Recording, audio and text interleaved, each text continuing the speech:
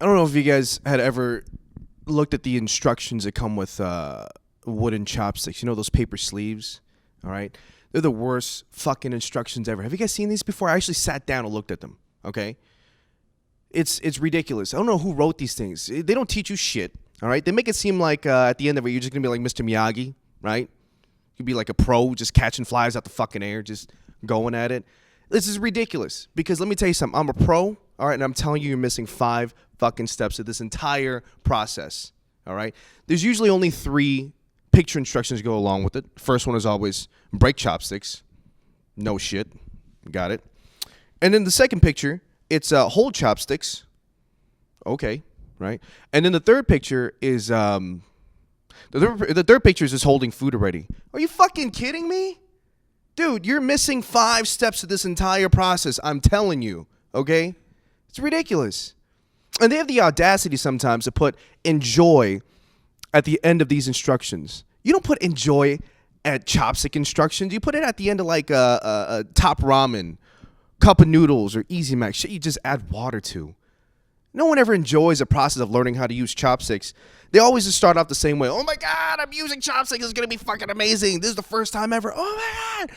And then they end up just like angry, frustrated, and just like kind of like borderline racist, you know? They always yell out some dumb shit. How the fuck am I supposed to eat rice with this shit? What, 1 grain at a time? Well, I'm supposed to scoop it with these things? Didn't these guys invent gunpowder? They can't invent a fucking fork? I got Kung Pao chicken on my dick. Can you get a fucking fork, please? Use a fork. Nothing wrong with using a fork. Okay? Just don't be one of those cheater when it comes to using chopsticks. You know, taking the sleeves, rolling them up, pinning them up at the end of the chopsticks, and then rubber banding them. What do you guys call them? Trainer chopsticks? Who are you trying to kid? Those are tongs. They're mini tongs. What are we at? A salad bar for hobbits? Fuck out of here with that. Use a fork. Nothing wrong. My girlfriend uses a fork. She's a beautiful white girl, right? Blonde hair, green eyes, chestically endowed. Just every guy's dream, I guess. I won the jackpot. But anyways, every time we go to Chinese restaurants, there's always like old Chinese ladies. We sit down and they just automatically put a fork right in front of her face. It's fine. We never kind of make a stink about that. But then they do this bullshit where they turn to me and they like don't know if I want one or I need one, so they'll kind of like halfway put it down. I'll just kind of do this kind of bullshit, like look at my eyes for approval. Did you kind of like no thank you. I'm real nice about it. I'm like no thanks. I know how to use chopsticks. Yeah, fuck you very much. Oh, what kind of reverse racism bullshit is that? Just because I'm with a white girl, all of a sudden I don't know how to use chopsticks? Like they're our kryptonite? It's just gonna lose my Chinesiness all of a sudden? It's ridiculous, man. But speaking of women and chestically endowed, I gotta tell you, I'm I have a lot of respect for women, even more so than ever. I mean, a few months back, there was this whole rage thing on social media about street harassment. And that hit home for me. You know, seeing these girls just walking down the street and just like getting hollered at. It's terrible. I want to know what the success ratio for these guys are, just yelling out bullshit, right? Like I saw this one a few weeks back. This guy just went up to this girl and just yelled some obscene stuff like, damn, girl, let me hit that shit. Let me tear that shit up. Shut the fuck up. Does that work? Dude, let me tell you something, fellas. If you want to be successful with the ladies, you got to stand up straight, okay? Dress and smell nice and speak well. May I tear that shit up? You get the ladies. I'm telling you, man. But that's the thing, though. Hitting on the ladies nowadays, it's an art form, okay? There's all these kind of methods out there and all these ways and schools of thought. Like there's the mystery method and the game and all that kind of stuff. Even I tried that shit out, all right? I even used accents. But that's the thing. People are very, very particular about their accents nowadays, all right? People are always wanting to learn and hear the British, right, the European, the French, and all that kind of stuff. Even I tried it. I was at a bar one time with a bunch of my buddies. And there was some cute girls next to me. I was like, pretty cute. I'm going to try this accent stuff out. So I turned to them and I was like, hello, how are you? Oh my goodness, it's kind of cute. It's not bad. Where are you from? I am from Scotland. Right. No, you heard right. He said he's from fucking Scotland. Okay, fine. Well, what part of Scotland are you from then? Chinatown. There's one everywhere. Don't fucking. We just don't call it Chinatown anymore. We call it like Alhambra, Westminster, Anaheim. We're just taking over. It's okay. But that's the thing, because I don't think any girl in their right mind wants to be hit on by a guy with a thick Asian accent. I know it's kind of hack, but I really don't think so. You know, I don't think any girl in their right mind will want a guy just come up to him like, "Hey, your girlfriend, maybe you and I can make the friendship with a benefits." Or nowadays, it's friendship with a Obamacare. It's a little political joke for you. But don't knock the Asian accent, man. That shit comes in very handy in very tight situations, okay? These are true stories. So I was at home alone right after I graduated high school, early afternoon, having lunch, watching Nickelodeon. And I get a knock on the door, okay? Open it up. There's these two beautiful-looking all-American white guys, right? Hair slicked to the side, blonde hair, blue eyes, short-sleeve dress shirt, tie, and everything. And they go, hello, we're from the Jesus Christ Church of Latter-day Saints, and we have a very special message we'd love to share with you today. And so I said, no English. And they were like, oh, okay, thank you, thank you. Thank you. And they left. I was like, holy shit, this shit actually works. I can't believe it. But let me tell you something. Mormons, they are the X-Men of religions. Fucking uncanny. They'll stop at nothing to try to convert you. They have like superpowers. Okay, they came back the next day with 3 guys this time. Same drill, knocking a door and all that stuff. Open it up. The first guy from yesterday was like, "Oh, hi. I don't know if you remember us. I brought a friend." And this third guy comes up, same thing, hair slicked to the side, white guy, beautiful guy, goes, 你好, 我们是讲教堂. Are you fucking kidding me? This guy speaks better Chinese than I do. What the fuck? And I was caught like, oh shit, I'm screwed. He got me. And I just had some mac and cheese. I'm lactose intolerant. It's going to be a long conversation. I can't do this. So I just said the first thing that came to my mind. So sorry. Wrong dialect. And just closed the door. Fuck him. It's crazy, man. Dick pics are weird. Especially if you're on the receiving end of one, I suppose, right? I remember the first time I sent a dick pic. Kind of embarrassing. Bluetooth technology was brand new on the market, right? Camera phones just came out, and I thought it would be funny as shit to take a picture of my dick, zoomed in and everything, and to rename my phone to like Hot Girl 69. Now, if you guys don't know how Bluetooth works, you get to pair with any wireless device who has Bluetooth within a 30 feet radius. So I took my picture, right, to Starbucks, and I was with my buddies every single night. It's the summertime, and we were having coffee and smoking cigarettes, and I thought it would be funny to try to pair with someone and send them my dick pic, and nothing. No one accepted it. But one day, someone actually accepted my pairing. So I clicked send, and right when it was finished sending, it said sent. Coincidentally, at the same time, across the room, this big dude pops up out of nowhere and goes, "Hey man, who the fuck is sending me a picture of a dick?" And I panicked because I had the same picture of my dick on my phone, and people were passing me by and they could see that. So I didn't know what to do. So I just stood up. I was like, "Yeah, man, who's sending pictures of dicks? This is fucking, sir, come on over here. Let me take a look at that." Oh my goodness, it's the same penis. What? This is terrible. This is just terrible. And he goes, hold on. Is this a picture of your dick? And I said, so sorry, no English, wrong dialect. Just walked away.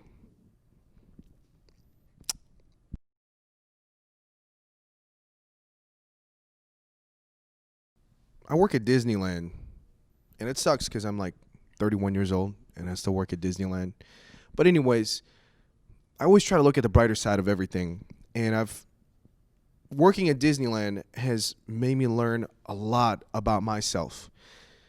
One of them being that I hate kids.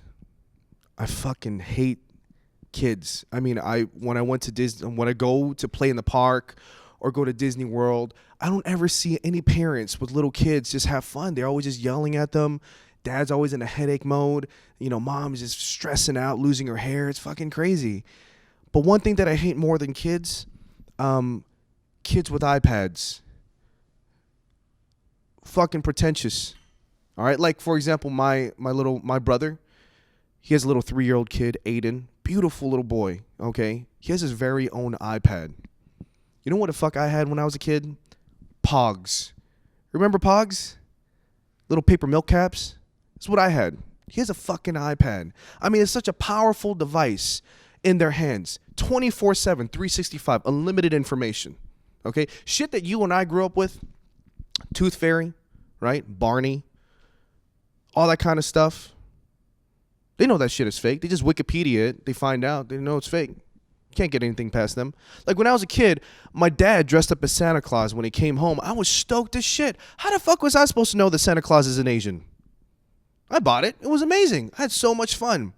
But nowadays, if I dressed up as Santa Claus and showed up to little Aiden's house with his little iPad, he'd probably expose me as some kind of a Scooby-Doo mystery, show me a Google image of the real Santa Claus and be like, hey, Uncle Ricky, Santa Claus doesn't have Mulan eyes. Fucked up. Little assholes, man. But I am growing up. I'm getting older, 31 years old. And I always get asked by a lot of friends and peers and all that, hey, when are you going to settle down? When are you going to, get a wife or whatever and find a job and all that kind of stuff? And I got to tell you, I don't know, but I did take one step towards adulthood. I finally bought my very own house, bought a condo, and that is not easy. Let me tell you something, okay?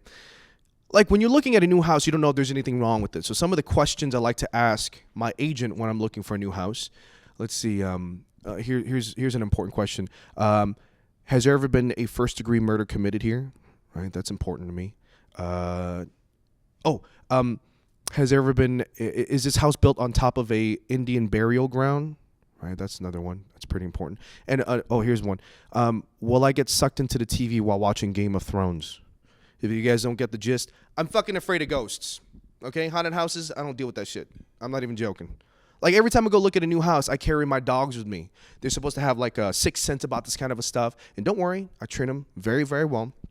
I always get up to the doorway and I open up the door and I just let them go. Let them run around the house, right? And if they come back to me and they go, "Rats a rucking roast," I'm a beat feet. Okay? I don't deal with that shit. But here's the thing, according to the movies that we watch nowadays, these paranormal activities, they don't start until weeks on end after you moved in and you get completely comfortable because these asshole ghosts, they have like a time release haunting and they know not to fuck with you until everything is unpacked and you're completely comfortable in your new place. But here's the thing about these movies, man. These main characters, these antagonists, or I mean protagonists, what they don't ever do that you and I would probably do in real life is the most simple thing, the simple solution to it.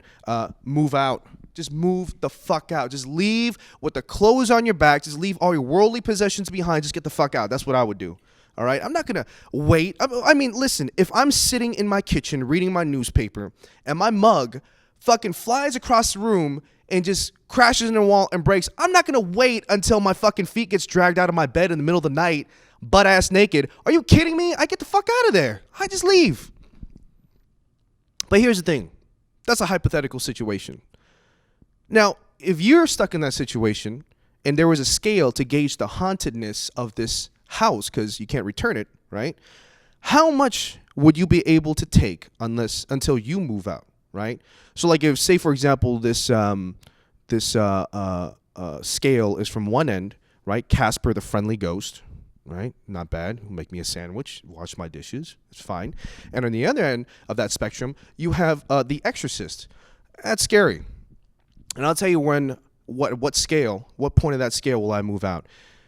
If my girlfriend starts peeing in front of company, throwing up green stuff and doing full 360s, that is it. I'm out. I'm leaving everything behind, leaving with the clothes on my back. Fuck it. I'm gone. I'll leave her too. I'll break up with her. Okay? I won't even fucking tell her. I'll just email her. And since this is a hypothetical situation, I brought a hypothetical breakup letter. Bear with me for just a second. This breaks my heart. Dear Honey Bunny, it's my girlfriend. I'll be moving back in with my mom because you've been possessed. Finally, you did something wrong. Kindest regards, Ricky. P.S. My mother does not suck cocks in hell. Sent from Aiden's iPad. That's how it works, I guess. But I'll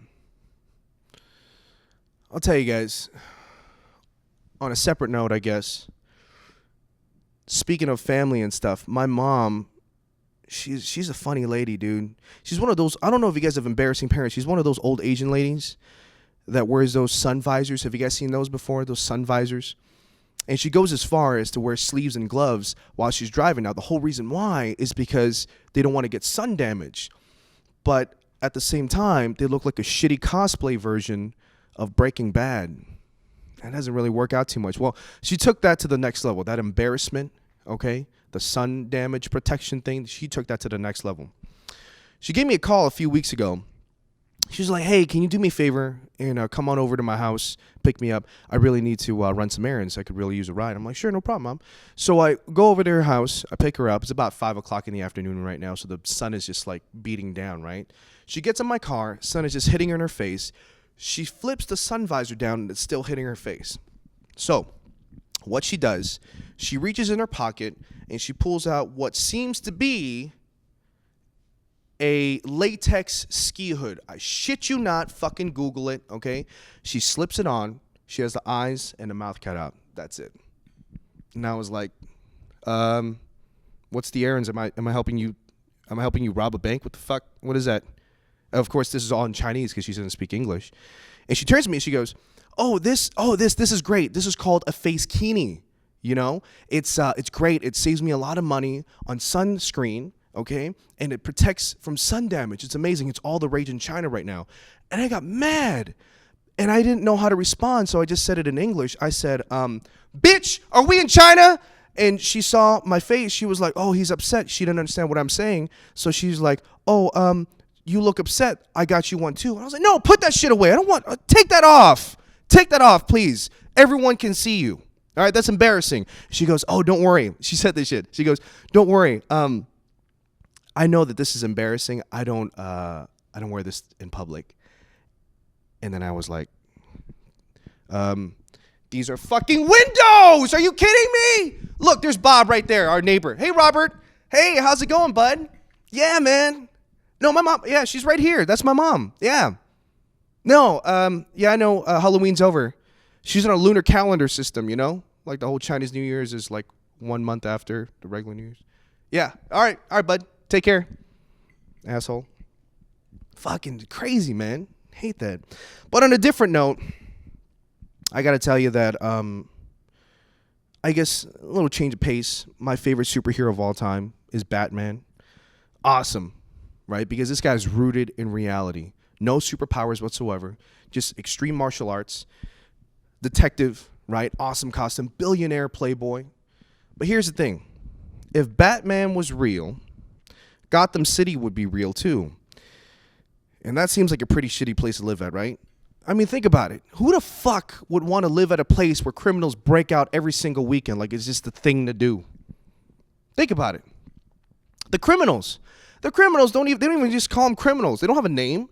They call them supervillains. That's some scary shit. Super villains. But luckily, none of these supervillains have any superpowers. I guess the only superpower they would have is being an asshole, because that's all they do. They just do everything regular criminals do. They just theme everything to it and wear costumes, right? Like, for example, the Joker. Crazy dude, psychotic dude, right? Dress up as a clown all the time, pulls shitty pranks, kills people. Like if a regular dude were to go and steal stuff from your car, he'd just break in, steal your stuff, and leave. All right, call AAA. But if the Joker came around, you'd probably just break all your windows, take a shit in your front seat, and wouldn't steal a goddamn thing.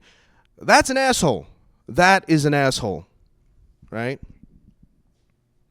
Or like Mr. Freeze. That's another one, right? No superpowers also, just a failed experiment. He has to live in sub-zero temperature, so he has like this crazy suit on, right? He likes to steal stuff all the time, rob banks. So like If a regular dude were to rob a bank, he'd just be in, out, 3 minutes flat, done, gone. But if Mr. Freeze did it, he probably have this whole entire theatrical production, goes in with the entire figure skating team from Disney on Ice, right? Steals stuff and then like leaves a big pile of snow all over the lobby. Fucking that stupid snowman from Frozen pees in that snow and says, "Chill out." It's fucking retarded. That's terrible. That's a super asshole. Or probably the one that annoys me the most, the Riddler.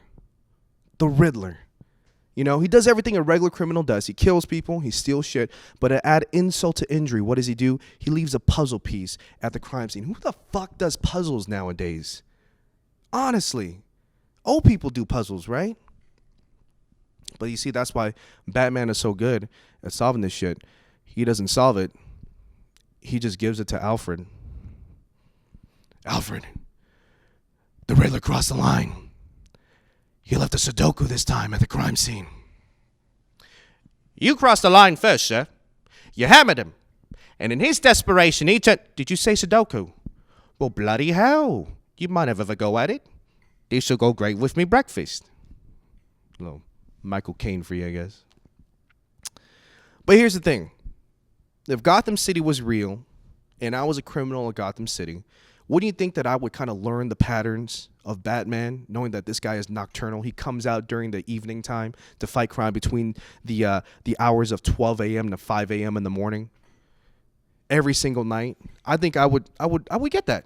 I think I would get that.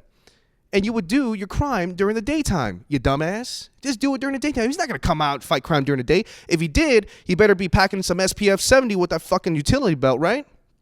Can you imagine getting sunburnt with that fucking mask on? How would you explain that to people during the day? What are you going to tell people? Like if you were to go to Wayne Enterprises in the middle of the day, check on his employees, like, "Hey, Mr. Wayne, got you right there. Hey, can you do me a favor? Can you help me sign this proposal for..." What's wrong with your face, Mr. Wayne? Yeah, so I was hanging out with this hot Chinese girl. Yeah, and I was in China, and there's this thing going on. It's called the face kini. It's all the rage, and she got me putting one on, and I fell asleep on the beach, so I sunburned my face. But you know, it's okay. So let me go ahead and sign that.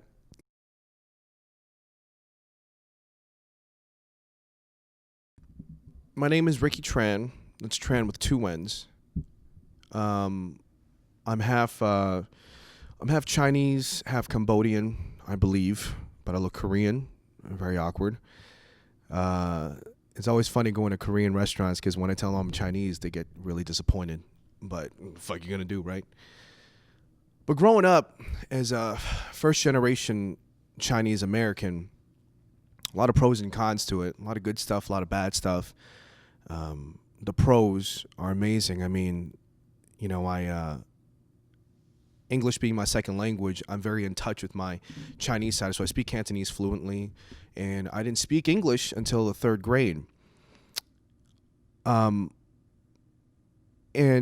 it's amazing because when I go traveling with my parents when I was younger, going to, Hong Kong or China and stuff like that, I can speak fluently with my family, my cousins and everything. And that really opens up a lot of doors with a lot of stuff, culturally especially.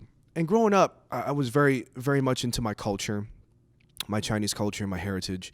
My mom being adopted into a Hong Kong family, even though I believe she's Malaysian, is still pretty cool because she's very, very in touch with her adopted side of family.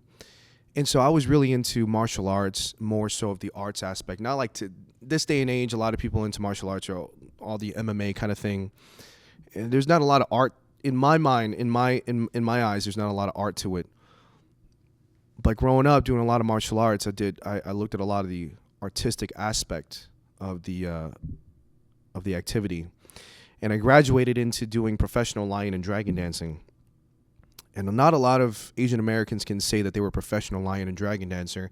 And a lot of great times and great experience with that, and very respectable among my peers and everything. And that was really, really cool. And of course, another pro is the food. The food is amazing. You know, like having a lot of friends who are 3rd or 4th generation Asian Americans. they eat a lot of stuff that American people do. Hamburgers, fries, hot dogs, and pizza and all that. And I get to have like home cooked, real Chinese meals. And that's always been amazing to me. And I love that very, very much. A lot of diversity. But there's also a lot of cons to it too. Being that English is my second language, I watched a lot of Chinese movies. I didn't have a lot of chance to get to watch American movies, like quintessential movies that American, or at least the 80s and 90s generation would grow up watching, like The Goonies, Star Wars, Indiana Jones. In fact, I didn't watch Star Wars until, 4 years ago for the very first time. And I got to tell you, I didn't like it. I didn't get it. But, that's just me. I watched the shit out of RoboCop, though. I didn't understand a thing that he was saying, but fucking loved it. Watched that growing up. So much violence. But having Chinese parents from Asia and everything, and I've noticed that they're very pessimistic people, and that translates a lot and gets passed on to later generations, especially me. And growing up being having both sides of the culture, of the American culture and the Chinese culture, I can really see the where each culture falls short. And I would get confused. Like growing up, for example, going to school, finally learning English, I got disciplined by my teacher or some teacher in the schoolyard while having lunch and saying that I shouldn't put my elbows on the table. So I went home and I carried that with me, and then I didn't put my elbows and hands on the table.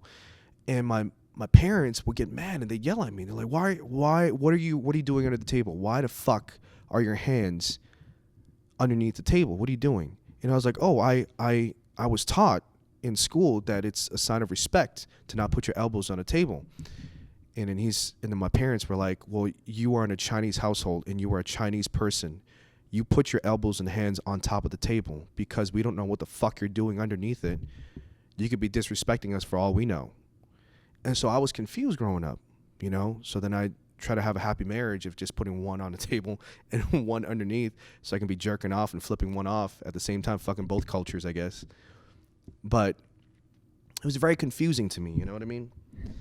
And having a pessimistic a mom and dad, they're always thinking that everyone's out to get them, coming from a Chinese culture coming over here, that the Americans, that the American people are always trying to get them, always trying to keep them down and everything. And so since they're people that are looking at the cup half empty, they always try to overprotect me as a Chinese person. So for example, growing up doing martial arts and everything, they would tell me stuff like, oh, if it's, son, listen, you're getting hurt, Like if it was an American boy and they're going out to do football or soccer or anything like that, they get hit and they get hurt, the dad and the mom was like, oh, get up, dust it off, walk it off. Come on, let's go. You got to get this, nothing comes easy. And I love that so much because it shows tough love and care and all that. But growing up, my parents did the exact opposite, and I thought that was love. Like if I were to fall off or get kicked or something like that and I get hurt, my parents would always tell me, hey, if it's too hard, don't do it. Quit. It's okay. No one's going to fault you for being a quitter. Just leave it behind. Oh, you're getting hurt again? Stop it. What are you doing this for? You're not making any money from it, because it became a passion to me to do martial arts and to do lion and dragon dancing because it's a part of my culture. But then from them, it's like, if you're getting hurt, stop it. Like it's almost like take the easy way out every single time. And that translates to now what I am as an adult. And that's crazy to me, Like, for example, having dreams and aspirations of mine. When I was growing up, I loved drawing comic books. I love Batman. I love RoboCop. I love all those pop culture icons and everything. And growing up, I always drew it. And my mom was always like, oh, wow, you have a knack for artistry. Maybe what did you want to be when you grow up? I was like, oh, I want to be a comic book artist. And she goes, oh, no. You're going to be an architect. And I didn't want to be. So I gave up on my dream, because it got too hard. And then that became, I wanted to be a professional billiards player play pool. And then, of course, they shunned that because it's not a very reputable sport to play. And then when I told them that I wanted to be an actor, they even had more distaste in their mouth. And they always told me, what are you doing? Why are you chasing a dream? What is wrong with you? What the fuck did we do to have a son like you?